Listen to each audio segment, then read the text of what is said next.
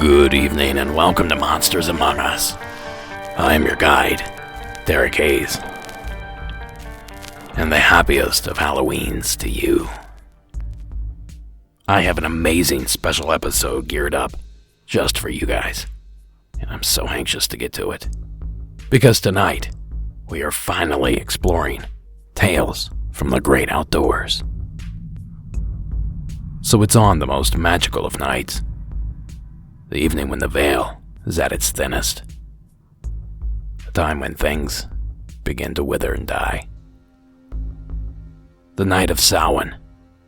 All Hallows Eve. The night of Halloween.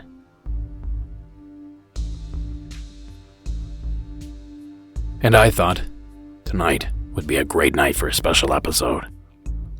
And why not do a special episode on a place where a lot of our nightmares originate?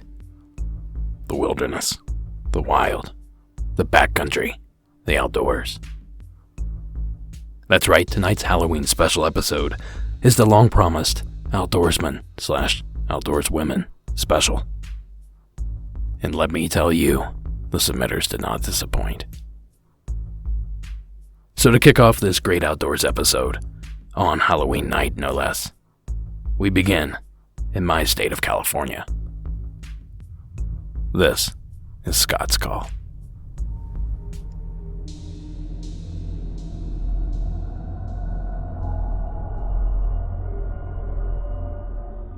Hi, Derek. This is Scott calling again from Central California, calling for your hunter/outdoorsman episode.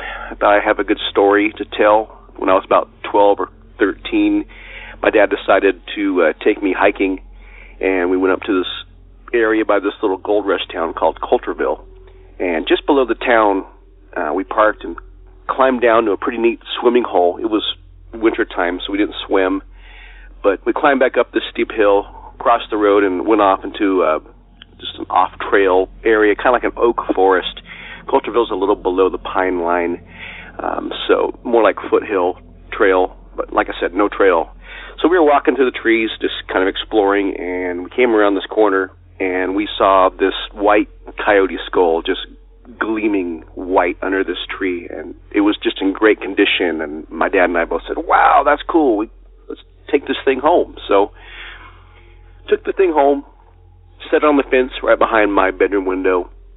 I thought it was really cool, showed my friends, and shortly after that, the bad dreams started. I started having these terrible nightmares where I would see the coyote skull in the dark, and it would just be laughing, this deep baritone laugh, and like a ha, ha, ha, ha, and just really scary. And it got to a point to where I did not like the coyote skull anymore, and I always kept my drapes pulled in my bedroom, shade down, just 'cause I knew that thing was out there, just feet away looking in my window. Anyway, not too long after that, I was out back and taking out the trash. There was a trash can there by the fence, and I went to throw something away, and I saw the skull in the trash can. And I thought, well, why the heck would my dad throw that away? He thought it was really cool, and he hadn't said anything to me about it. You know, I thought he would have consulted me since, I don't know, I thought it was mine, but like I said, I didn't want it, so I was glad to see it in the garbage can. And I never saw it again. And anyway, my dad's passed on now, and years later, my mom and I got on the subject, and somehow it came up, and I asked her about it, and she said My dad had also had some bad dreams about it and didn't like it, and not only did he throw it away, but shortly after putting it in the trash can, he went and took it out and drove off somewhere with it, and she thinks he probably took it back up to the spot that we got it. Anyway, thought that was a story you might be able to use.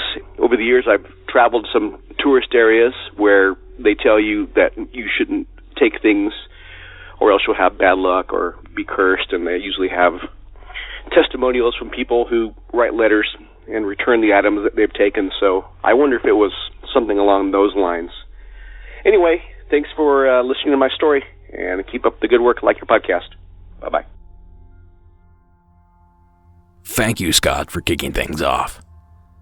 I hope you're safe from all the fires where you are now. Now, as many of you probably know, our state is being ravished right now by forest fires. We've had 3 in our mountain in the past 2 weeks. One of those was this morning. We are safe, though, at least for the moment, thanks to our brave firefighters and other emergency personnel. But those closer to Los Angeles and those further north are battling the blazes right now. So if anyone out there listening can summon some rain, we sure could use your help. But for now, back to Scott's call. I absolutely fell in love with this tale. It's almost like a story I would expect to see in the 80s anthology, Creepshow. And there's also something that Scott mentioned that I can't get out of my head. He described finding the skull as it gleaming under a tree, almost as if it was meant to be found, whatever that means. And I have to say, I'd really like to know what Scott's father dreamt about as well. Was his skull laughing? Or is it possible that its behavior was much more sinister? Thanks again, Scott. I can't say for sure that the events were paranormal in nature, but I can say that I was highly entertained. Now, our next submission was snuck in at the very last second, and I thought that this call and Scott's call had a similar message. So without further ado, this is Jerry's call from Arizona.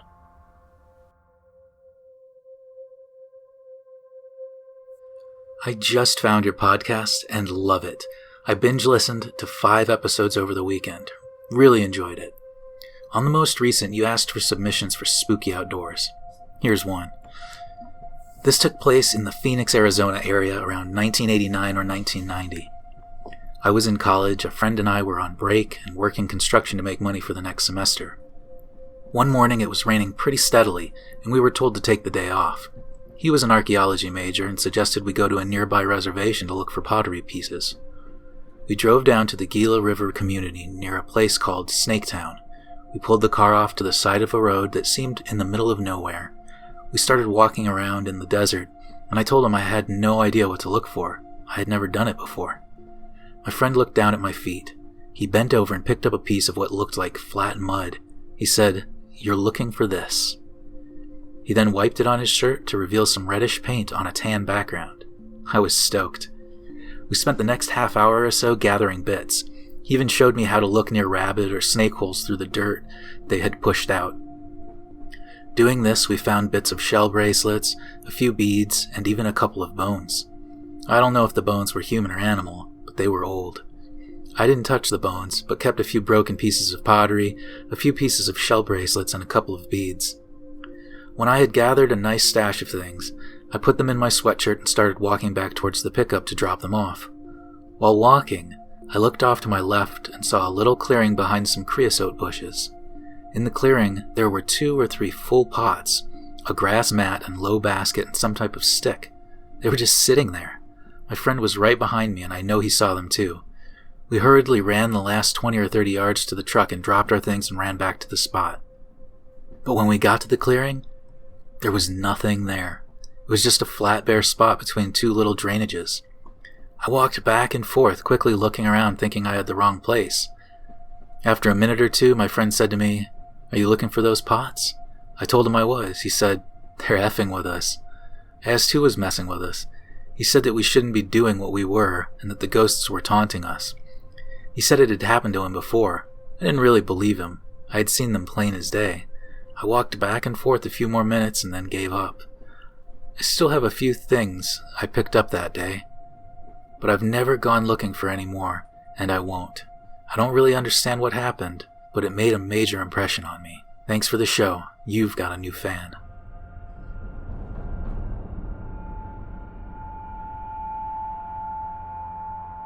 Thanks, Jerry.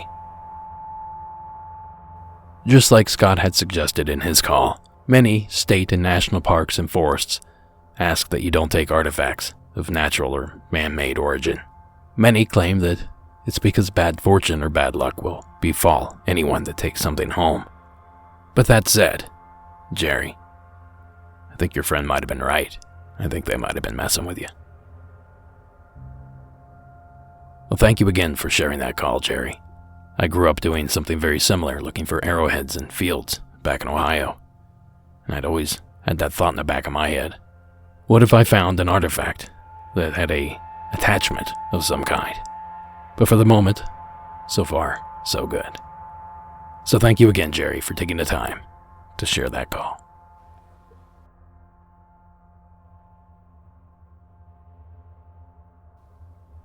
Now our next submission takes us over to the East Coast. The following is the first of a few submissions from the state of Florida. This call was submitted anonymously.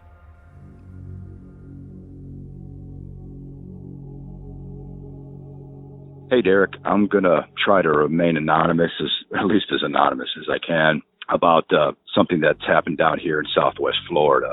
So I volunteer at a park called Crescent State Park, and the history of that park is amazing in itself. And it all started with a bunch of cultists that tried to move down here at the beginning of the 1900s. The short story is there's a lot of paranormal activity here. And the reason that I'm anonymous is because the state and does not want it to be known as that. But there's a lot of paranormal activity that happens here. Even there's past rangers that were here that had the dead files people here. And I'm going to try to get him to call in this story because that was just amazing what they did in this area. But as to my experience, it was late in the winter, and I was enjoying the cool weather, and the shadow that I was casting as I was walking through the park was really long. So I was actually looking at that as I was going through it, and I saw another shadow that was human-sized shape in my mind rushing at me. So what I did was I spun around, and the closest thing I can describe it to then is I felt a push on my left shoulder. So the push reminded me of back when I was taking martial arts, and you would do this drill where someone would push you, say they push your left shoulder and your right arm just pops up as it's an instant reflex, as your attack, defend, attack, defend, attack, defend, attack. And you would do this over and over again. And that's what happened with me. I perceived it as a threat. My right arm popped up as in a defensive posture or, attack, and there was nothing there. So immediately now I'm confused. It's like I saw something, I felt something, but there's nothing there. So I'm trying to process all this and make sense of it. And I looked up above. There was no eagles. There was no turkey vultures that are around in this area to create a shadow that big. And that was, my event. There's quite a few people that died here. There's a really long history, and I'm going to try to get more people, like I say, to call in. Another thing with one of the rangers that the rangers told me was that one girl went into the main founders building, and you know how a sash holds up a tapestry? Well, the tapestry or the curtain or whatever it was being held up, by a sash. So she didn't think anything of it, and she walked through it, and as soon as she walked directly past it, the sash fell on her. The curtain did, correction, and there was no sash holding it. So something was holding it up, and it came down directly on her. And that same person told me then that another time she was in that same building and her ponytail got pulled back on her. So after that happened to her, she refused to go into that building anymore, and she actually went to another park. I witnessed another event where that Founders Building is the only one that's alarmed. And all the Rangers came by one day, and they're making a beeline to the building, so I knew something was up. I didn't know what. So when they're done, I asked them, hey, what's going on? And they said all the windows on the top floor were open and it set off the alarms. And I'm like, okay. They're like, no, you don't get it. That whole building was secured. There was no way that those windows could have been opened, and that's what tripped the alarm, was the opening of the windows. So take it for what it is, but I wanted to pass this along because the truth's the truth, and people have a right to know about everything that's going on, and that's the main reason I wanted to do it and share it. Got an awesome podcast, love it, and I like your the way you do it, where you try to look for all the things instead of immediately say, ooh, that's a giant chihuahua or whatever. All right, brother, have a good day. Later. Thank you, caller. I thought it would be helpful to include a little history on the park. So the following clip comes courtesy of LWTC Media. Corsham was originally settled by Cyrus Reed Teed. It was built to be the New Jerusalem for his new faith, Koreshanity. This philosophy was that the entire universe had existed inside one hollow sphere, that Earth was the inside wall of the sphere, and that space existed as everything inside Earth's walls. This was a fairly prosperous community, but only 11 of the original buildings still exist, including the large Founders House, which is at the exact center of this universe. There was an intricate plan in place to design this New Jerusalem. If you compare maps of the time with the actual land and geography today, you can still see some of the canals, walkways, and gardens used 100 years ago. This site is along the Estero River, and as a result, water is plentiful. Gorgeous bridges pass over some of the man-made waterways. Now, I suggest going to the show notes for this episode and watching this video. Not only are the grounds beautiful, but that model of the universe within the globe demonstration is almost as batty as the flat earth theory. Now, our next call of the evening is about a giant chihuahua in the state of Georgia. Just kidding. I've actually never heard of a giant chihuahua, but I'll keep my eyes open. But it just so happens that I have another submission that describes an experience very similar to our previous caller. This is Angela's written submission. Here's a short hiking story that creeped me out. I was hiking in Silverado Canyon, California. It's a bit by Irvine Park and Black Star Canyon, but a bit more further in the canyon. A beautiful place to hike. I have hiked there tons. I even did an overnight hike. It's a popular place, but some days you'll be able to hike and not see anyone. Now, this was about 6 years ago. We were walking on the trail, passing a tree-filled area with a stream. My friend looked at my face, and for some reason she said, "What the hell happened? Your face is white and you look freaked out." And I almost couldn't respond, because I was a bit in shock myself. She was walking next to me the entire time, and on my outside shoulder, as in the shoulder not next to her, I felt very clearly a hand push on my shoulder, as if someone wanted to move me. It was not strong enough to move my body, strong enough though that I would not mistake it for anything but. No trees, bushes, or rocks were near my shoulder. I was walking with that side toward an open area. As I was telling my friend about what had happened, it happened again. We quickly walked and half ran to the car, and I never went back. This is a place I hiked often, maybe 100 or 200 times in my lifetime, and I've never had anything like that happen before. In fact, I've always felt positive vibes there, and happy feelings. But now, I'm not sure if I'll ever go back. I do miss hiking that place, though. Thanks for your time, Angela. Thank you, Angela. Perhaps it's no coincidence that we've discussed Black Star Canyon before on the show. On a recent Hometown Legends episode, a caller told of an experience he had there. It's interesting that both Angela and our previous caller explained the same shoulder push, and both while outdoors. I think I need to keep my ears open for other experiences, just like this one.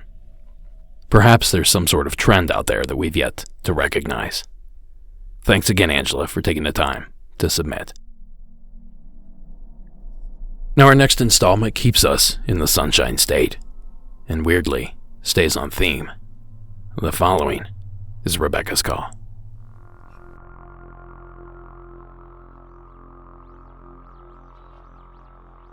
Hello. I hope I'm not too late for the outdoors segment.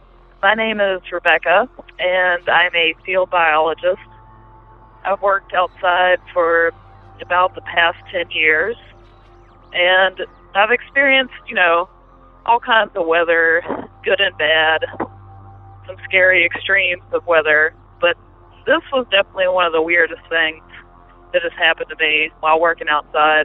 It happened about, I think June or July of 2017, and I was working in northeast Florida on the salt marshes. And me and my partner were out, doing our thing, and we were about 10 yards apart. And it's summer in Florida, so you got to expect thunderstorms. That's just a given down there. So we were always watchful. Like I said, we were pretty close together. And all of a sudden, while we were working, the breeze just stopped. And we both kind of looked at each other like, well, that's weird. We're on the salt marshes. There's either a breeze going or it's just still the whole day. And the breeze just stopped. And we start hearing something, and it sounds like whispering, which is really weird, because normally you'd hear the grass rustling and all that stuff. But like I said, the breeze stopped, and we just start hearing this whispering, just like human voices whispering. And we both look at each other, and we both have these confused, concerned looks on our faces. Like, what the hell is that? It keeps going for a second or more, and then it stops. Then we start hearing horses neighing, like upset horses. We look at each other again, like, what the hell is going on? Then that stops, and the breeze immediately picks back up, and black clouds come rolling up over the tree line. And at that point, we hauled butt back to the boat and got on the boat, had to go wait out the storm on a neighboring island that had more shelter. I mean, it was one of the weirder things that has happened to me. We're both scientists and rational thinkers, and it was just something we couldn't explain. Now, the horses, we were close to the mainland, and there were some houses back in there. It's possible that those people had horses, and the horses sensed the storm coming and were upset about it. But the whispering, I can't explain that. The houses that we were near, while they might have been close enough to hear horses from, they were nowhere near close enough for us to hear people whispering, especially whispering. Even talking, you probably couldn't hear them where we were. Like I said, it was one of the weirdest things. Like, it was exactly like whispering. Like, I don't know if you've seen Lost. You probably have. But when they would hear the whispers in Lost, it kind of sounded like that. Like, it was very strange. That's one of the weirdest things that's ever happened to me. And I've got a few other stories that I could share, but I figured I'd share that outdoors one. All right. Love the show. Thank you. Thanks, Rebecca. This tale brings back memories of some of the stories that come out of Gettysburg, the whispers, the horses. Only in Gettysburg's case, those sounds are accompanied by cannons, bugles, and drums. Now I feel like I should mention a phenomenon known as auditory matrixing, or auditory pareidolia. Essentially, it is the human tendency to attribute meaning to random sounds. In this case, the blending of a distant breeze mixed with some distant birds could possibly recreate the horse sounds, at least in the human mind. Or perhaps tiny buzzing insects in the distance, mixed with atmospheric sounds, could create a sound the human brain mistakes for human voices, a sound that the brain is programmed to recognize immediately. Then again, at least in the case of Gettysburg, the sounds are captured on tape and can be heard clearly when replayed.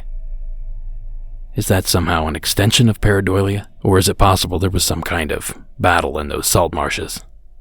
And like Gettysburg, when the time is right, those voices and sounds come flooding back. Thank you again, Rebecca. Pareidolia or not, I can't imagine how freaky an experience like that might have been. Now it's time to make a journey I made many times growing up.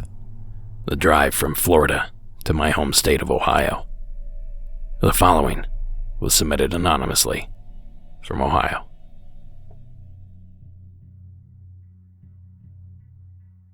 Hi, Derek. I'd like to stay anonymous because I have coworkers that listen and don't want to reveal myself. My story takes place at Whip's Ledges in Hinckley, Ohio.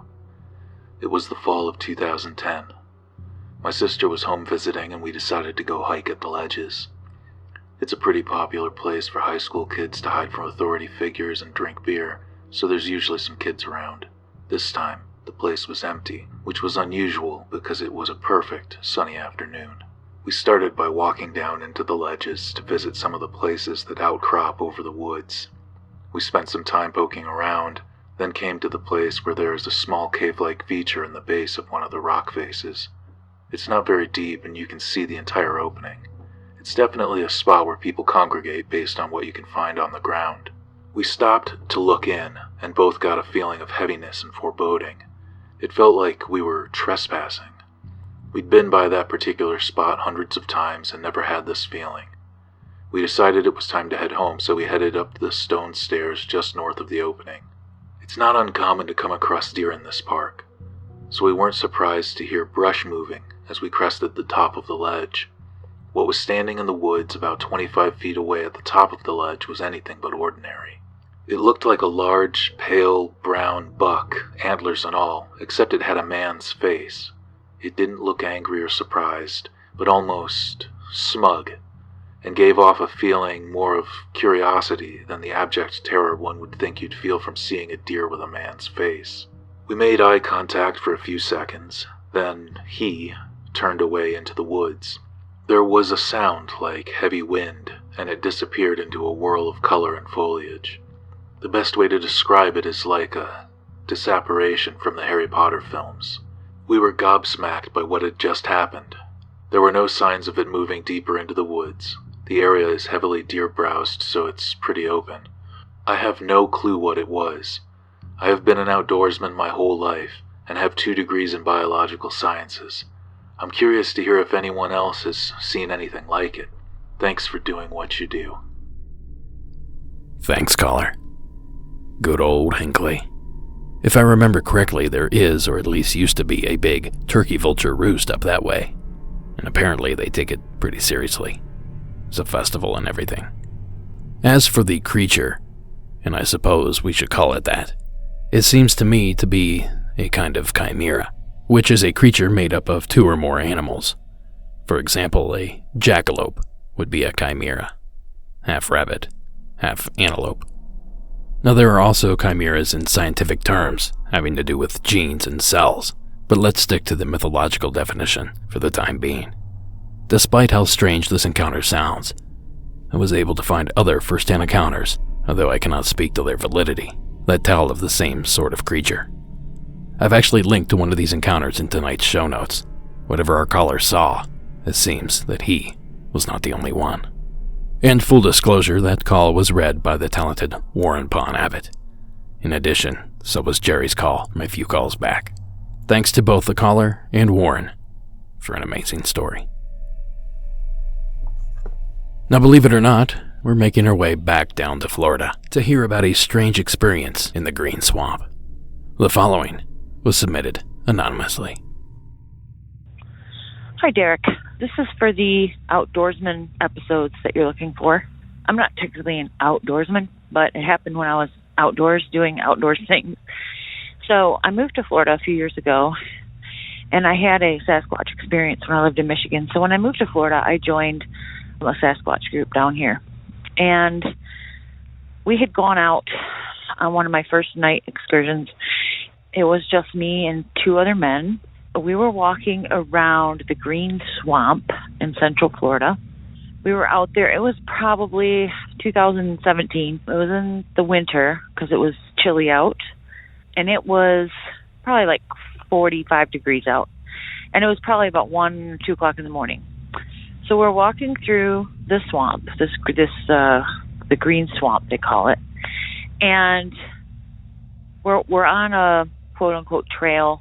It's a big path through the woods that's, I think it used to be a road or like maybe a logging road or some type of road that they don't use anymore, so it's just covered in grass. But so we're walking out there, and it's me and these two other men who are quite experienced. They've been doing this for a few years, and this is, again, my first time or two out. So we're out there walking in the woods in the swamp.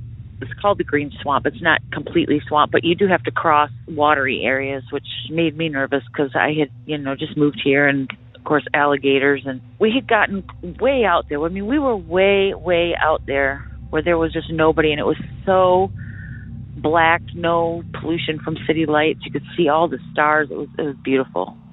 But anyways, we're walking along, and again, it was chilly, and all of a sudden, all three of us stopped because we ran into what I can only describe as a big spot of hot, sticky air, almost like walking into a sauna.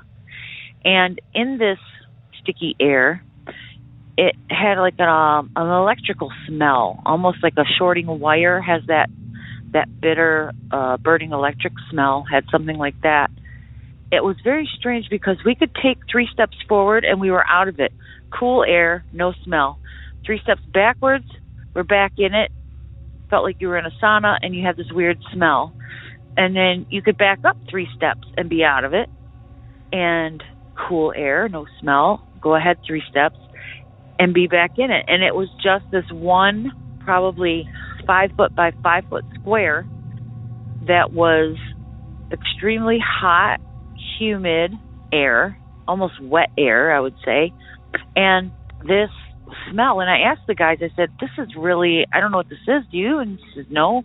And I said, have you guys ever run across anything like this? You guys have been out here, plenty of times. And they were both flabbergasted. They were like, I have never in my life experienced anything like this. And again, we were in the middle of nowhere, so there's no power lines. There's no towers with wires. There's no cell phone towers around. There's no houses. There's no farms. There's no equipment. There's probably no electricity in a big 10-mile circle around us. So what that was and where it was coming from, I have no idea. But it was one of the weirdest things that has ever happened to me. So that's my weird outdoors encounter. Thanks, Derek. Thank you, caller. I have to say I've experienced many cold spots in my days in the outdoors.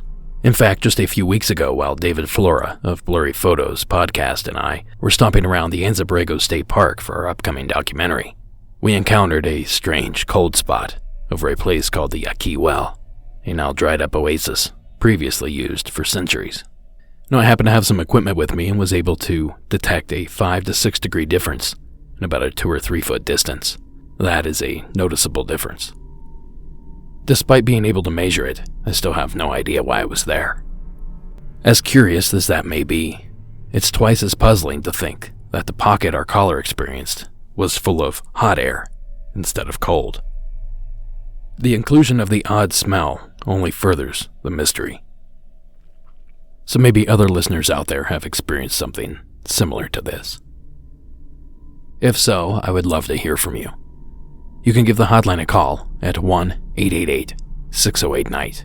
That's 1-888-608-6444. Or visit the website for more submission options. Thanks again, caller, for sharing that experience. Now, before we traverse the back half of tonight's calls, I need to breeze over a few of these announcements. Follow Monsters Among Us on social media for updates, additional content, and fun discussion. We have Facebook, Instagram, and Twitter. And don't forget about that exclusive Facebook group. The merchandise shop is open and stocked. Visit monstersamonguspodcast.com and click on the shop tab. Maybe a nice little Christmas gift for the MAU fan in your life. I should also add that we do have past cryptid crates for sale. They make amazing gifts for any weirdo in your life, and the holiday season is fast approaching. So visit cryptidcrate.etsy.com or just follow the link in tonight's show notes. And I'm finally finishing up all of these bricks, so if your donation was eligible and you have not yet submitted artwork to me, please reach out to me and I'll get you the information. I'm hoping to have these carved over the next couple weeks, get a video out to you guys, and finally close the brick carving chapter. That said, I really enjoy seeing everyone's names up there. And lastly, I really enjoy doing these special episodes, so let's keep it going. Our next call to action is for first responders. Police, fire, medical, tell us your stories. When you call in, be sure to say the words first responder early in the call. That makes it so much easier for me to find. And I actually come from a family of first responders, so I'm really looking forward to hearing these experiences.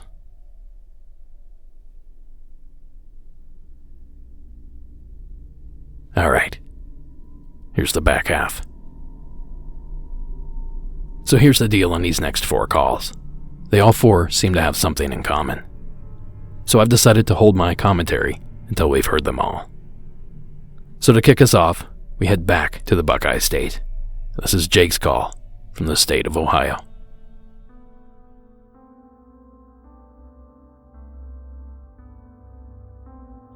Hey Derek, this is Jake from Ohio. I've called once before. I have a few more stories, but this is specifically about the outdoorsman stories that you were looking for. So here's mine. It's not much, but it certainly was weird at the time. So I'm a big backpacker. I love backpacking, and I'm from Ohio, by the way. And my buddy and I went to Zaleski State Park, and in Zaleski State Park, it's kind of like a hub for ghost sightings. There's the Moonville Tunnel. If you've heard of that, being from Southeast Ohio, you probably have heard of that a bunch, well familiar with the Portal to Hell legends and all the ghost sightings there and everything. I didn't see any of that, but my buddy and I hiked out. This was New Year's Eve of last year, so 2018. We were out there for 2 days, and we stayed out there for one night. So on the one night that we were camping out there, we hiked, weather was fine, it was really nice, a little wet, but we were okay. My buddy and I get into camp around 6 o'clock, and it's starting to get dark, so we make dinner, everything that you would need to do for a camp. Make dinner, make some coffee, get all our water set up, all our tents, and then we're sitting around our fire. We were smoking some pipes, not anything but tobacco. It was just pipe tobacco and corncob pipes like we always do when we go camping, drinking coffee and reading our books. And these 2 guys come into our camp because there was another spot with a fire ring up about maybe 400 feet away from our campsite. So there was 2 campsites in this location. And 2 guys, they seemed very normal. I didn't notice anything odd about them, anything off. And they went to that campsite. We said hi, how was the trip? And I don't remember exactly what we said, but they struck me as totally normal. And then it gets dark. I go to sleep around 8, right when it got dark, and I wake up at around 10. And I hear this just knocking. Like, it sounded exactly like tree knocking. And I wasn't sure what it was. I still, to this day, don't know exactly what it was. But it went on for about half an hour. just every few seconds I'd hear one solid knock of wood on wood. And this was in the middle of the night. It was very, very dark. And it sounded like it was coming from their campsite. And my buddy and I both heard it. We talked about it in the morning. Those guys were not there when we woke up. We woke up pretty early, right around when the sun came up, and they weren't there. There was no sign that they had camped there. There was no fire. There was nothing, and they were not there. And, we were just trying to run the situation back in our heads and see what could make that knocking noise, unless they were just sitting there knocking on wood. We said maybe they were chopping wood, but that didn't make sense since there was no chopped wood and no fire. And also, chopping wood with an axe at night is not a good idea in pitch black.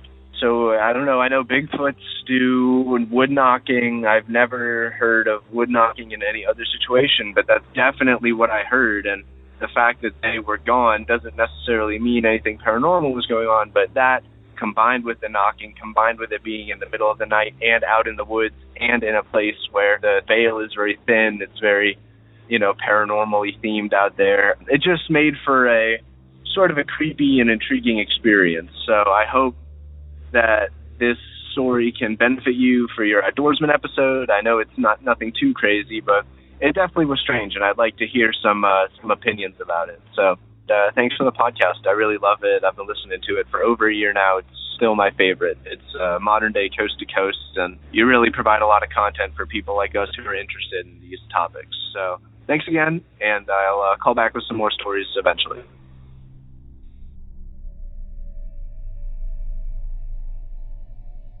Thank you, Jake. Now we head west.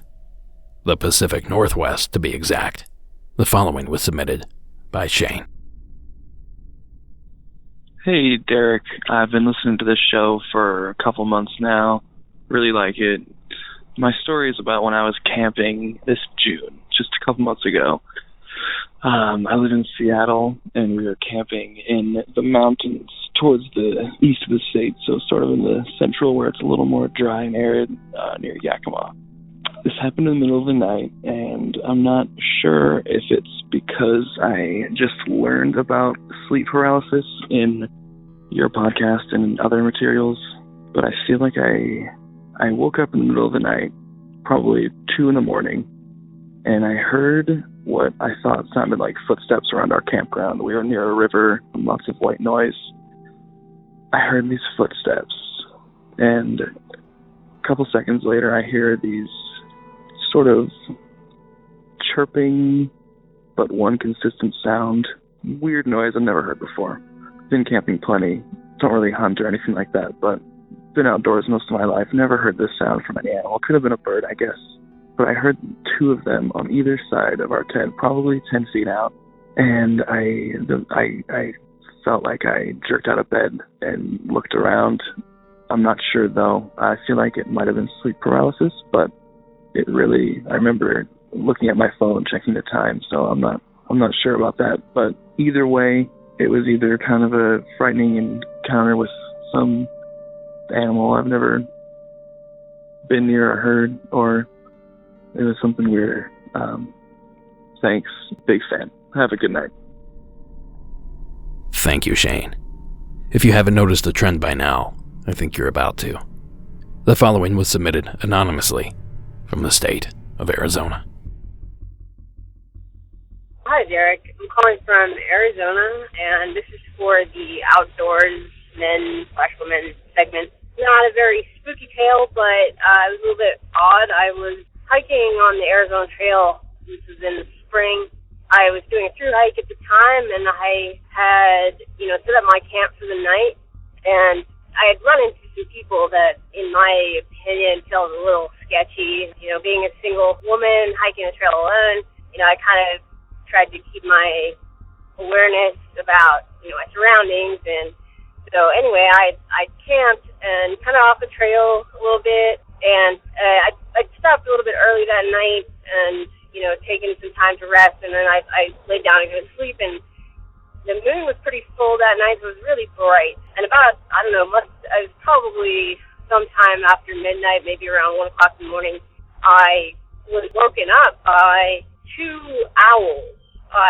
there was one on either side of my campsite, and they would hoot. The one side would hoot, to the right side, and then the left would kind of answer.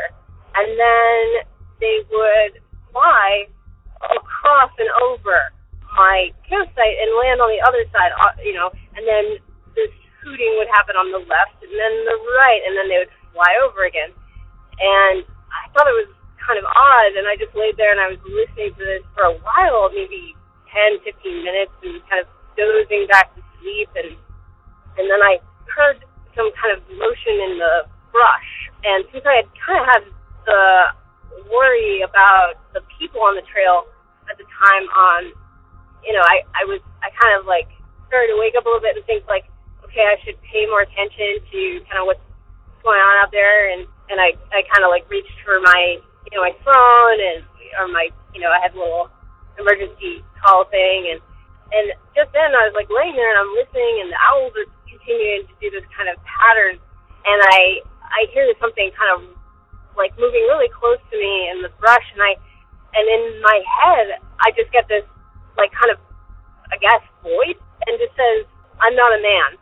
And that was what I was really concerned about, was a man, coming into my campsite, not really like a coyote or javelina or something. So it was kind of a weird experience, not exactly spooky so much as just strange. So anyway, I hope you can use this. Really enjoy the podcast. Been listening for a while, and I'll probably call back. I have a few other kind of odd stories from Arizona. So, all right, thanks so much. Thank you, caller.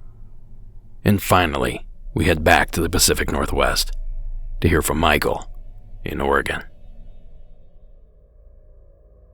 Hi, Derek. My name is Michael. This is my first time calling in.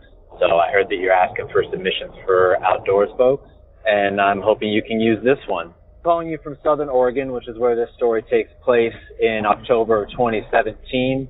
It's about mid-October. It's almost exactly 2 years ago this happened. It's late at night, about 10:30 after dark. I'm camping out on the back 40 of a friend's property. They got some tweakers who were out there lighting fires and trying to squat. So we cleared them out, and then I was camping back there just being a present. Anyway, on the night the story takes place, I'm laying in bed. It's a cool night. It's a little drizzly. It's been raining pretty hard for about a week, but not raining too hard that night, just a little drizzle.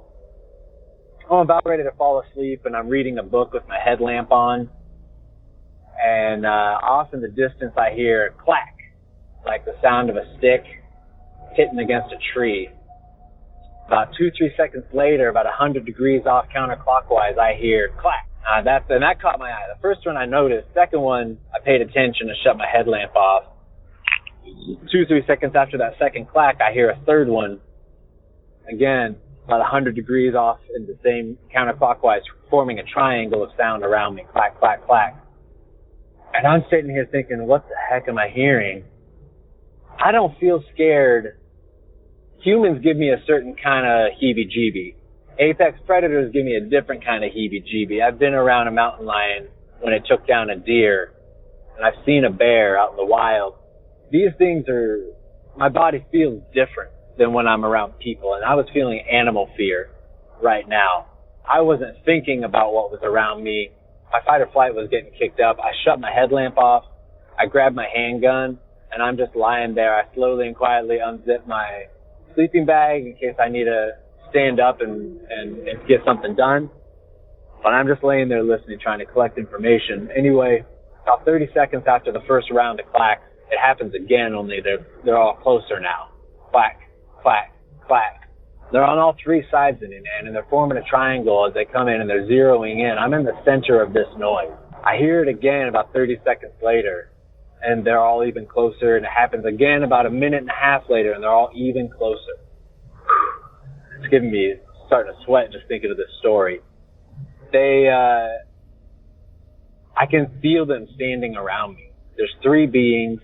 I can feel them. I can't hear them. I don't hear anything. I don't hear the rain. I don't hear their sound. All I hear is every once in a while I'm hearing this clack, clack, clack. I realize that they can hear me. They can smell my fear. right? I realize they can smell my fear, and I'm not interested in giving that off. So I start taking some deep breaths, trying to meditate and shift my head around. Next thing I know, it's the morning. I'm sitting there just trying to clear my head and calm my heart rate, take some breaths and get myself back into a more calm state of mind. And all of a sudden, it's daytime. And that's my story. I don't have any other information than that, man. I just got zeroed in on, and then I passed out and woke up and it was daytime. My sleeping bag was zipped up. My handgun was back where it had started. I know I wasn't sleeping. I know it wasn't a dream. Anyway, I hope you can use that. I don't have a whole lot of information other than that to offer you, but thanks for your show. You're doing a great job. Bye now.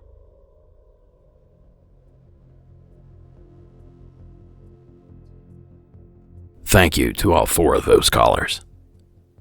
Now let's start off with Jake. Jake, I am familiar with Moonville, but sadly, I've yet to visit. Perhaps a live report from there on my next visit to the state is in order. I'm sure I have a couple of friends in the area that would be absolutely terrified to join me. Now, the area of Zielinski State Forest and the adjacent Wayne National Forest are reported Bigfoot hotspots. Although, perhaps in that area, we should refer to the creature as the Grassman. Now, one detail in Jake's story that did light a fire under my imagination is the possibility that the knocking sounds may have scared off the other campers. Is that why they weren't there when they woke up in the morning? Now, moving on to Shane's submission. Now, I'm certainly no sleep specialist, but I think if you can check the time on your phone, it's most likely that you're not suffering from sleep paralysis. It's not really paralysis if you're able to move around. And believe it or not, this type of activity has been reported more often than one might think, especially in the Pacific Northwest. And moving on to our anonymous caller in Arizona, I want to start out by mentioning that owls are known to be affiliated with alien abduction. Authors like Mike Cleland and Whitley Strieber write about it in their books, and the phenomenon was even featured in the major motion picture, The Fourth Kind. So couple that with the strange voice that she heard. Actually, hold up. Slip on your tinfoil hats. Is it possible that our caller is recalling the early moments of an alien abduction? Or were these owls just interested in her or her tent? Either way, I'm sure it was a freaky image to witness, especially alone at night. And lastly, Michael's story. As Michael mentioned, it's not smart to prank someone sleeping in a tent. Depending on where you are, you could find yourself with a few extra holes. And for this next bit, I need you to slide off that tinfoil hat and go ahead and slip on a Monsters Among Us hat. So we have 3 entities in the forest. All sound is drowned out. Then Michael experiences missing time. Is it possible that Michael's experience was less of the squatchy variety and more in line with a mirrored man encounter? Of course, it's hard for Michael to say because he did not see them, and it's impossible for me to say because I wasn't there. But what I did find interesting was the fact that I received 4 calls about people in tents hearing strange sounds. It has me wondering if the tent either conceals us, which allows the wildlife outside to go on as normal, or does it play with our imagination, only making it seem like something strange is going on outside? And this is actually easy for me to say. On more than one tenting excursion, I've heard footsteps outside my tent. Footsteps that I assumed could only come from a human. But, like everyone else, as I peeked outside, there's never anyone there. So thank you again to all 4 of those callers. It was a lot of fun to run through those calls. So that leaves us with one more call for the evening. But before we begin, this collection of stories is only half of the submissions that I received. There were so many that I decided to make a 2-parter. And to hear that second episode, be sure to sign up to become a Patreon supporter. Visit patreon.com/Monsters Among Us podcast and sign up under the $4 monthly pledge. This gives you access to that second episode, which drops next week, as well as dozens of other past episodes that I've released over the past year and a half. And remember, you can cancel at any time, so help keep the show ad-free and sign up today. Now, for that final call of the evening. This time we make our way to the Show Me State. This is Christine's call from the state of Missouri.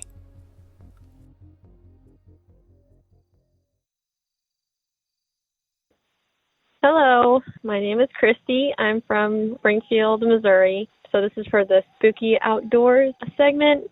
So this story isn't actually mine. It's my dad's, and I made sure to call him and get the whole story in as much detail as I could before I called. So this took place in Verona, Missouri, which is very, very tiny. If anyone is even from around there or even close, you will understand it's very, very, very tiny. It's just backwoods and tiny. My dad is an avid coon hunter. I mean, it takes up all of his time. He owns his own logging business, so he can basically go every single night. That's just his thing. I don't know how many of you have been coon hunting. It is basically you have hunting dogs, hound dogs, you know, the really loud kind, and you get probably about 3 or 4 of them. You put them in the bed of your truck in a dog box, and you drive to, you know, property of people that you know or that you own or land or however, and you let the dogs go. The dogs have trackers on the collars so that you can kind of track them on this kind of like computer screen, and you let them go. So you just let the dogs go, and you kind of hang out for a little bit, you know, in the pitch black. You know, raccoons, obviously, they come out at night. So you kind of hang with some buddies, or maybe you're by yourself, whatever the case is. And I think my dad was with someone that night. I'd have to call back, but I'm pretty sure he said he was with someone that night, but they were in their own, so they were in their own vehicle kind of on the other side of the field. So if you do know Verona or just any southern Missouri backwoods areas, it's just vast, you know, vast tree lines and then fields for cattle grazing, etc. Anyway, so this particular night, my dad stopped, and this was in Verona where he lived, and this was a friend of his who let him use his land. You know, coons, it's really not a big deal. You know, he said, yeah, just go in there at night, you know, and you're free to roam, you know. So my dad gets there, just kind of pulls off the side of the road. He lets his dogs out. You know, they're just kind of feverish after you let them out. They just take off. You know, they're looking for coons, and they're going towards the tree line. So in that particular instance, my dad lets them go, and they're passing this big pasture. I'd say about 2 or so acres to get to the tree line, which is where the coons are usually at in the trees. So he lets them go. He sits on the dog box, which is usually in the back of the truck. You know, he, knowing my dad, probably drank a few beers or was walkie-talking his friend, and you just wait. Right? You just sit on there and you hang out and you wait. And the dogs, what they do is called treeing. And what they do is they start barking, but loudly, like that hound dog. It's called treeing, right? So you'll hear a whole bunch of dogs, or one, or however many you have, and they're just barking and barking, and you can hear it really far away. I don't know if you've ever heard a hound dog, but it's loud, you know. And what that means is that they have a coon up in the tree ready for you to, you know, do your business and whatnot. So my dad, he gets out of the back of his truck, and he heads his way through, like I said, the few acres of pasture that you have to get through to get to the tree line. So this is probably, when coon season starts, the grass is probably pretty high if you don't have cattle in it. I think he said it was about knee length, maybe a little higher. So he's kind of just walking through this grass field, this hay field. And it takes a while. You know, again, I don't know if anyone knows anything about coon hunting, but you have these ultra, ultra bright lights. I mean, they're spotlights essentially, and they're just very, very bright. And then that comes into play in just a little bit. He radios his friend and he says, hey, those dogs treed, and I'm going to go over there, see if they've got a coon, shoot it, take it home. So he's walking through the field, and he says, I all of a sudden kind of heard something behind me, but kind of far away, just kind of kowtowing behind him, just kind of, my dad would walk, he would hear a few steps. And, my dad, if you're around there, you understand that there's wildlife, so I don't think he's stressed about it too awful quick. In fact, the way that he tells it, he says, crap, I bet that guy that I asked to use his land, I bet he forgot to put his bull up, because apparently he had a separated bull in one of his fields, or in an area of his field. And, my dad was thinking, crap, he probably got it wrong. He probably thought I was going to be in the north and I'm in the south, and he put his bull in here instead of the other one. So he kind of started to get a little stressed out, but, he's used to it. So he probably just thought, if I go on my business, it's not going to bother me any. He kind of keeps walking. It takes a while to get a few acres away towards this tree line. So the dogs are just barking, and they are trained to bark and bark until the coon's dead. So he's walking, and he's just like, gosh, whatever's behind me is just keeping up with my pace, and that definitely sounds like it's probably a bull following him, trying to keep up with the situation that he's in, sniffing him out and everything. So this is when it kind of starts to make my dad nervous, because, you just don't really want to tangle with anything like that. He's told himself if this thing keeps following him, he's going to just blast it with his light, which it's pitch black out there, pitch black in the middle of fields and woods. There's nothing. There's no overhead light. There's nothing. There's no houses or anything. So he's kind of left to his own devices. So he says he walks a little bit further, and this thing kind of starts to flank him, is what the way he puts it, which means it kind of starts to walk to his right. So if he's walking north, it's starting to come up on the east side of him, and that kind of freaks him out because that's not something a bull would do. And if you know anything about southern Missouri, you'll know that there are druggies or just kind of your not so good local flavor. And he just thought, man, I'm going to be robbed, which happens plenty to coon hunters because they've got expensive equipment, right?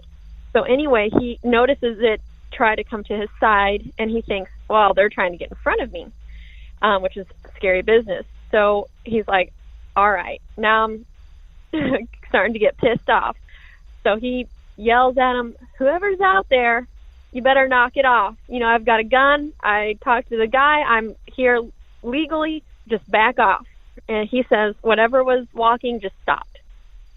And that freaked him out a little bit, but he said, I bet you it was that stupid bull. He walks a little bit further, and then suddenly he says that this thing just takes off running towards him. He said it was probably about 500 feet away. He could hear, which you can hear that far away in a field, He says it sounded like it just dead sprinted towards him.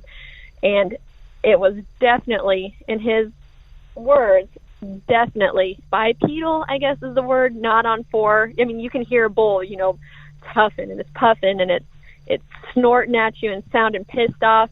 He said this thing just took off like a bat out of hell towards him. So my dad grabs his light first off, and he says he turns it on and just shines it straight to the right of him, which it would have been his east, but he's now facing east. And he says there's just a person standing there about 100 feet away. He said it was hard to make out any specific details. He just said that they were wearing it looked like a white or cream colored shirt, and that their hair was kind of brown, but it was more like blackish brown, and it's very, very, very hard to see. But what he said he knew he needed to be really worried is when he turned his spotlight on, which recall back to what I said, that they are so bright. It is like a train light pointing at your face. He said this guy didn't blink, didn't move a muscle, just looked at him, and he said he could just see the lines on his face were just very furrowed. He said this guy looked so mad at my dad that he was just almost scowling at my dad from far away. He said that's how prominent the features were of this face that he was making. He said it was almost like a snarl, probably isn't the word, obviously, but it just looked like this guy was up to absolutely no good, just terrible looking and not blinking at all. He said not once did that guy blink with my dad's bright light in his face. And, from the words of my dad, which I would assume to be true because he's kind of a roughneck, he really is the toughest person I know. And I think he has had run-ins with people before. So anyway, he said, you come near me, you SOB, I'm going to pop one off in you. And if you know, again, I'm sorry, anything about coon hunting, you use rifles, something big, maybe, I wouldn't say a .308, but a larger caliber rifle. And I don't think he ever pointed it at him. I'd have to ask that question, so I don't know if there was a reaction along that line, but I guarantee my dad had said something about, I'm armed, and he just said nothing has scared him in his life more, and this is an Air Force dad, in Desert Storm and everything. He said nothing made him feel more uneasy in his life than seeing the look on that guy's face.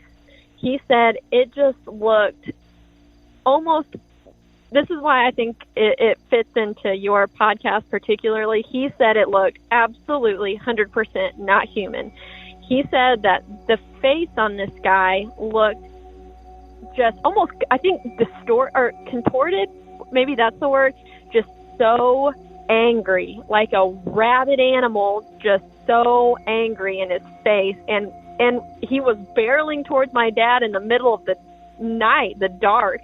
And my dad, he still gets so heated when he tells the story because he has no clue what would have happened if maybe he didn't pull his light quick enough, or if, God forbid, he was out there training a dog, and you usually don't bring your gun. You just let your older dogs train your dogs by letting them tree, teaching him how to tree, and, he wouldn't have brought a gun.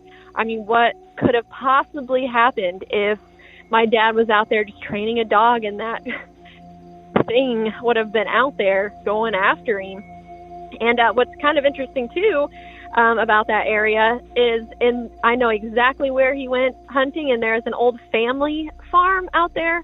And if you guys are from Verona, you'll know exactly where I'm talking about. You might even know who I'm talking about. But there's even a slave quarter area in the back where there are slave graveyards, and he did say that the thing, I don't even know if I call it a person, was white, but he did say it looked a little old, dressed kind of like a creamish colored loose shirt, short sleeve shirt. So again, I don't know, it could have been a messed out psycho, but my dad said there's no way anyone alive would have not blinked to that light.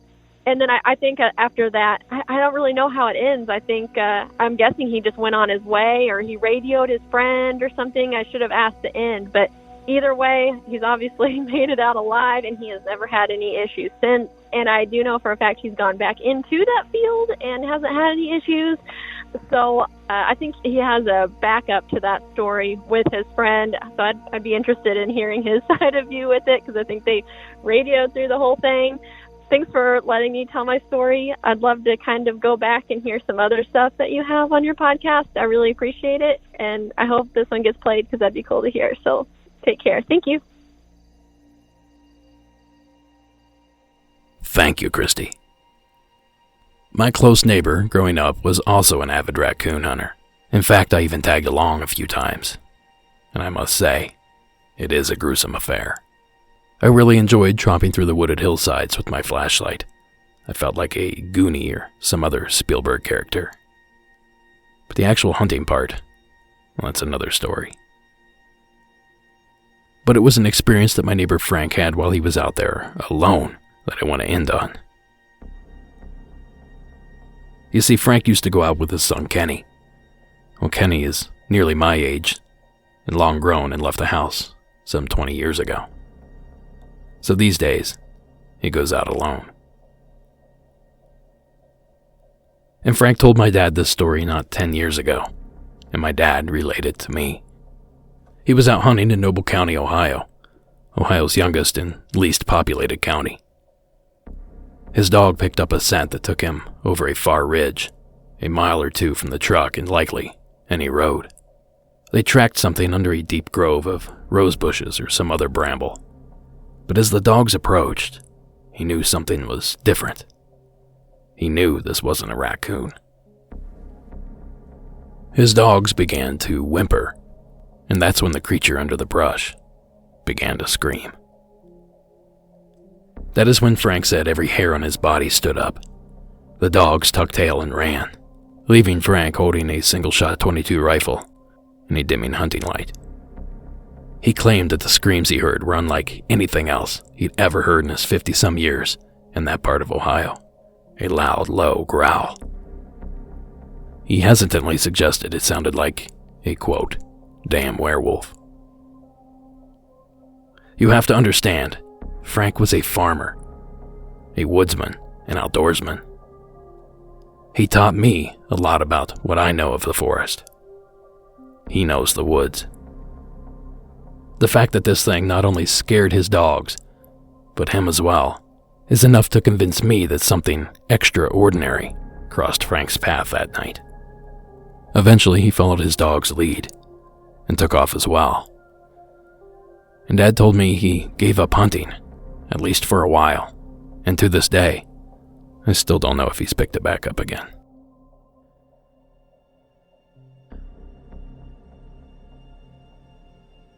So Christy, I'm not sure what this could have been. Someone on bath salts, perhaps. This does sound eerily similar to the Florida attacks from 10 or so years ago. Or could it have been some sort of prank, and the pranker simply didn't understand the severity of the situation? Or is it what it sounds like, and frankly what I would expect to hear on a night like tonight, the night of Halloween? Of course, the monster that I tease is the rotting, ravenous zombie. Thanks again, Christy, for your call. This was a fun little adventure, and I hope that you've been sucked in as a listener. And that's going to do it for this special episode. If I've somehow missed your call, I am incredibly sorry. I did my best to perform an extensive search to find each and every outdoors call. But if I happen to miss one, don't worry. We'll just toss it into general population, and it'll be played eventually. And before I go, one last note. If you're looking to adopt a pet in the near future, please consider adopting an all-black cat or dog. Sadly, they are much less likely to be adopted than their colorful counterparts, due in part to negative stigmas and the difficulty in photographing them. But as a pet parent to 2 black cats, I can tell you, they have just as much love to give as any colorful animal. Monsters Among Us is written and produced by me, Derek Hayes. Additional support is provided by Warren Pon-Abbott, Addie Lloyd, and Tony Bell. All audio used in this production is done so under the protection of fair use. That terrifying music that you hear, that's Coag music. Thank you all for listening, and until next week.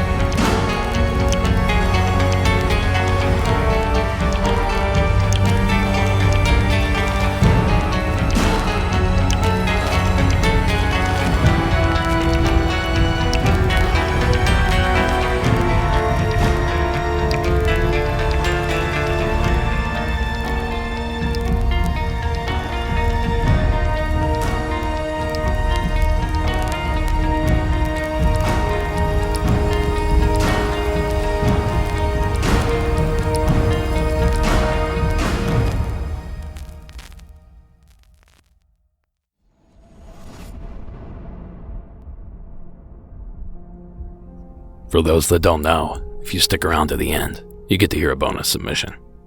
And tonight, since you stuck around, you get to hear 2.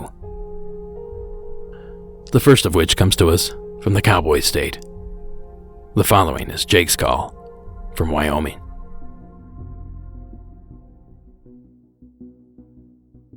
Hey Derek, it's Jake from Northwest Wyoming.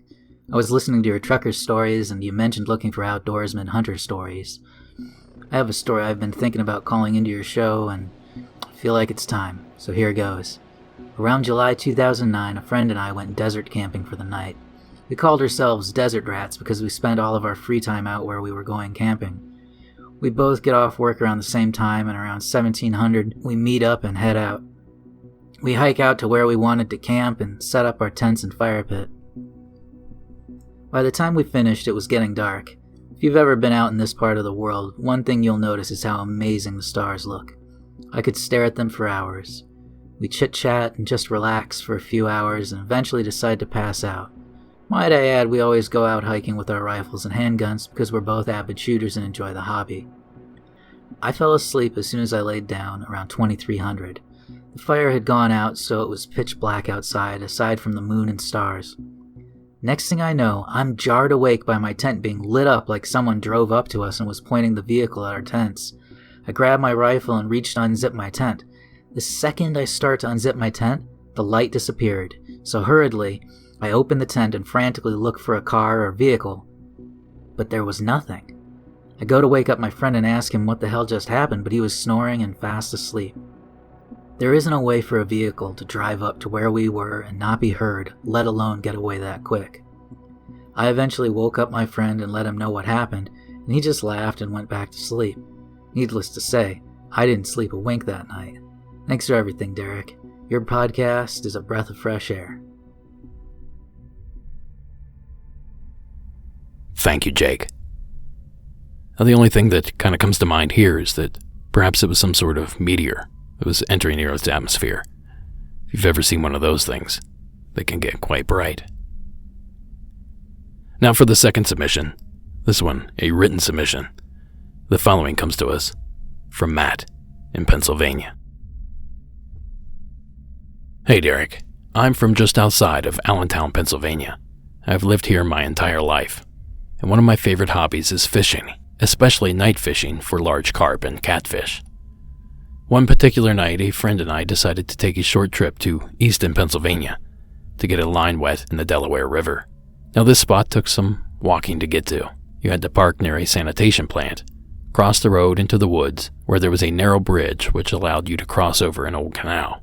On the other side was a towpath which is all loose gravel, the kind you cannot walk on quietly. Anyway, we got to the towpath and headed toward the spot to drop down to the riverbank. It was a nice, quiet evening. Sun was starting to set, and our timing was perfect. As we got closer, we noticed a tree was down blocking the towpath and extending about 3/4 across the canal. This wouldn't have been an issue if it was just the trunk and not the whole tree. So we slowly had to weave ourselves and our equipment and chairs through the tree branches. As you can imagine, it took a few minutes, but we made it and got down to our spot and began setting up for the night of hopefully catching big fish. Now, like I said, the towpath was gravel and noisy. We just finished setting up and we heard the sounds of bicycle tires on the path. No biggie, as you can freely use it for walking, biking, whatever. But that tree was up there. And we looked at each other and said, well, this'll be interesting, as we watched for the bicyclist to get closer. We never actually completely saw him, just movement through the leaves. But something odd happened. As they approached the tree, the sounds of the wheels on the gravel never hesitated and kept going. We stared at each other in disbelief of what we thought we just witnessed. It was like they passed right through the tree. It took us minutes to get our gear through, yet this bike didn't even break stride. I'm not saying it was a phantom biker, but that's the only thing I can think of. We spent the rest of the night with a creepy feeling, and we watched over our shoulders when we finally called it a night and walked back to our trucks. I have many other stories that I'll be submitting soon. Keep up the great work. Matt. Well, thank you, Matt. My only thought here is that possibly the biker saw the tree and instead of coming to a stop, just simply did a quick U-turn and went back the way he came. That would allow you to continuously hear the sound without the biker stopping. But honestly, that's about the only thing I can think of. Either way, thank you so much, Matt, for taking the time to share. And thank you for sticking around to the end of the program. Have a happy Halloween, and have a great night.